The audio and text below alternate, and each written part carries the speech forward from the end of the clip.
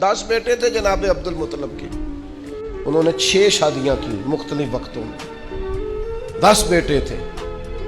نبی پاک علیہ السلام کی دادی جو ہیں سگی دادی، ان سے 3 بچے ہوئے جناب عبد المطلب کے، ایک حضرت عبداللہ، ایک جناب ابو طالب اور ایک زبیر۔ یہ 3 بچے، یہ سگے 2 چچا ہیں، باقی بھی چچا ہیں، ابو لہب بھی ہیں، دیگر بھی ہیں، جناب عباس بھی ہیں، لیکن یہ 2 سگے بھائی ہیں ابو طالب اور زبیر حضرت عبداللہ رضی اللہ تعالیٰ عنہ کے۔ حضرت عبداللہ چھوٹے بیٹے ہیں جناب عبد المطلب کے، لیکن خوبصورت سب سے زیادہ تھے، حسین سب سے زیادہ تھے، اور بہادر سب سے زیادہ تھے، سخی سب سے زیادہ تھے، اور گفتگو کرنے کا ملکہ اور سلیقہ اور اپنی بات سمجھانا اور دل میں اتار دینا، اس کا طریقہ سب سے زیادہ آتا تھا۔ اور جب گفتگو کرتے حضرت عبداللہ تو کسی شخص کے چہرے پر نظر ٹکا کے نہیں، نظریں جھکا کے بات کرتے، اور کمال یہ تھا کہ حسن ہے، جمال ہے، جوانی ہے۔ ایک عورت فریفتہ ہو گئی، اس نے آ کے حضرت عبداللہ کو دعوت دی کہ میں اتنا کچھ دوں گی، آپ میری طرف متوجہ ہو۔ آپ نے فرمایا خبردار، مرد کے لیے سب سے قیمتی چیز اس کی غیرت ہوتی ہے، میں غیرت مند ہوں، کبھی کسی ناجائز چیز کی طرف توجہ کر سکتا۔ یہ جو یہودی تھے نا، یہودی شروع سے بڑے مکار ہیں،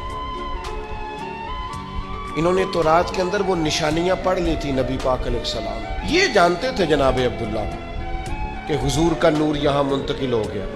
ان کے جو کاہن تھے نا، کاہن، یہ جانتے تھے۔ حضرت عبد المطلب رضی اللہ تعالیٰ عنہ نے ایک دفعہ منت مانگی تھی کہ اگر میرا فلاں کام ہو جائے تو میں اپنے ایک بیٹے کی قربانی کروں گا۔ وہ معاملہ حل ہو گیا، آپ زمزم کے کنویں کا حل ہو گیا، بیٹا ذبح کرنا ہے، قرآن اندازی کی تو قرہ نکل آیا جناب عبداللہ کے نام کا۔ اب جب بیٹا ذبح کرنے لگے تو ساری دنیا اکٹھی ہو گئی، سب سے خوبصورت بچہ۔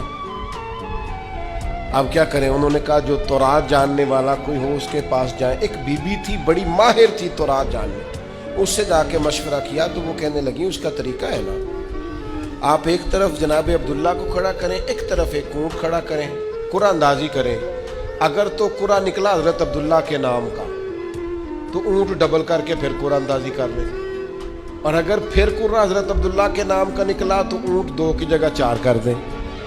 جب تک قرہ اونٹ کے نام کا نہیں نہ نکلتا، اونٹ بڑھاتے جائیں، ڈبل کرتے جائیں، 2 کے 4 کیے، 4 کے 8 کیے، اونٹ تقریباً 100 ہو گیا۔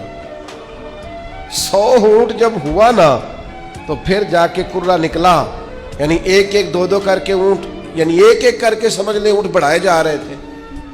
تو اب 100 اونٹ ہوا تو قرہ نکلا اونٹوں کے نام کا، تو 100 اونٹ ذبح ہوئے جناب عبداللہ کی طرف سے۔ اس وقت سے طے ہو گیا عربوں میں کسی کا خون بہا دینا ہو، کسی شخص کے انتقال پر دیت دینی ہو، جرمانہ تو 100 اونٹ ہے۔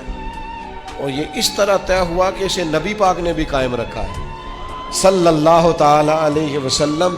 ایک شخص نے آ کے حضور سے کہا تھا آپ 2 ذبیحوں کے بیٹے ہیں، تو حضور مسکرائے۔ تو پوچھنے والوں نے پوچھا حضور 2 ذبیح کون سے؟ فرمایا ایک جناب اسماعیل اور ایک میرے والد جناب عبداللہ۔ ان کے لیے دمبا آ گیا تھا، گویا ان کے لیے 100 اونٹ بن گئے تھے، لیکن دونوں اللہ کے راستے میں قربان ہونے کو تیار۔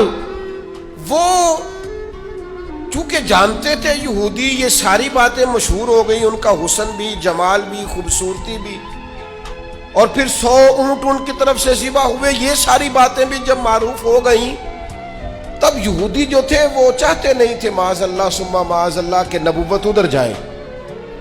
وہ تو اتنا جانتے تھے حضور کو کہ قرآن کہتا یعرفونہ کما یعرفون ابناءہم، وہ تو محبوب آپ کو اس طرح جانتے ہیں جس طرح بندہ اپنے بیٹوں کو جانتا ہے، یعنی 2 بچے جڑواں ہوں تو کوئی اور پہچانے نہ پہچانے، ماں باپ پہچان لیتے ہیں، یہ تو اس طرح جانتے ہیں جس طرح اپنے بیٹوں کو جانتے۔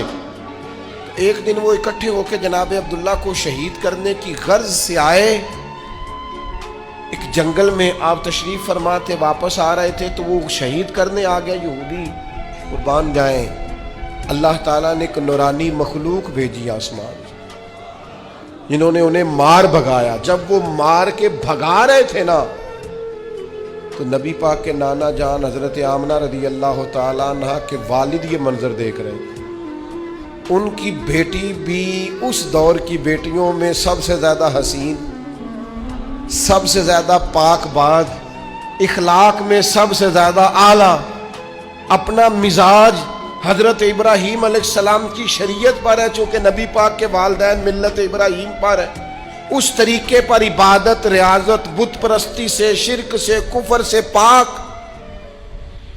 وہ بھی بڑی پاکیزہ تھی اور بڑی دنیا چاہتی تھی رشتہ ہو جائے. تو یہ منظر دیکھ کر حضرت آمنہ کے والد کہنے لگے لو بھائی مجھے تو رشتہ مل گیا ہے. انہوں نے جا کے کسی طریقے حضرت عبد المطلب کو پیغام بھیجا. جناب عبد المطلب بھی جانتے تھے کہ بڑی شانوں والی بیٹی ہے. اللہ نے موقع بنایا، یہ نکاح ہو گیا اور پھر امی بن کر امانت آمنہ کی گود میں آئی. یہ حسین نونہال نبی کریم علیہ السلام جناب آمنہ کی گود میں آئے اور کسی پکارنے والے نے کہا ہو درود تجھ پہ بھی آمنہ، ہو درود تجھ پہ بھی. میں ضد نہیں کیا کرتا پر میرا دل کرتا ہے ہم سارے حضور کی والدہ پر درود کریں. میرا دل کرتا ہے، میری خواہش ہے. بولیے ذرا، ہو درود تجھ پہ بھی، ہو درود تجھ پہ بھی، تیرے لال پر بھی سلام ہو. تیری گود کتنی حسین ہے، ملا جس کو ماہ تمام ہے. ہو درود تجھ پہ بھی آمنہ، تیرے لال پر بھی سلام ہو. قربان جائیں حضرت آمنہ کی گود میں. اور ابھی نبی پاک والدہ کے شکم نور میں ہی تھے کہ جناب عبداللہ تجارت کرنے کے لیے گئے. آپ کے والد، بعد میں لکھا ہے آپ کے ننہال تھے، بعد میں لکھا ہے آپ کے والد کے جناب عبد المطلب کے ننہال تھے مدینے میں. وہاں واپسی پہ جناب عبداللہ کا وصال ہو گیا، بخار ہوا، انتقال ہو گیا. اور پھر 6 سال عمر تھی یا 4 سال عمر تھی، با اختلاف روایات جناب آمنہ حضور کو لے کر گئیں قبر پر جناب عبداللہ، اور واپسی پر مقام ابوا پر ان کا بھی وصال ہو گیا.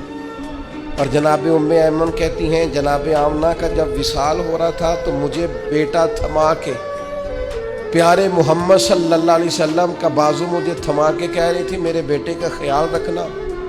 تو میں نے کہا جناب آمنہ آپ بھی جا رہی ہیں اور ان کے والد بھی چلے گئے. تو کہتی ہیں کہ وہ آرام فرما تھی، طبیعت ان کی علیل تھی. تو کہنے لگی ام ایمن سن، اس کے باپ بھی رخصت ہو گئے، میں بھی جا رہی ہوں، پر ہمارا ذکر کبھی دنیا سے نہیں جائے گا. ہمارا ذکر تا صبح قیامت، بعد قیامت بھی ہمیشہ ہوتا رہے گا. تو جناب ام ایمن کہتی ہے میں نے کہا وہ کس طرح؟ تو کہتی ہیں بیماری کے عالم نے اشارہ کر کے کہنے لگی میں نے چونکہ پاکیزہ بیٹا پیدا کیا ہے لہذا میرا ذکر قیامت کے بعد تک بھی قائم رہے گا.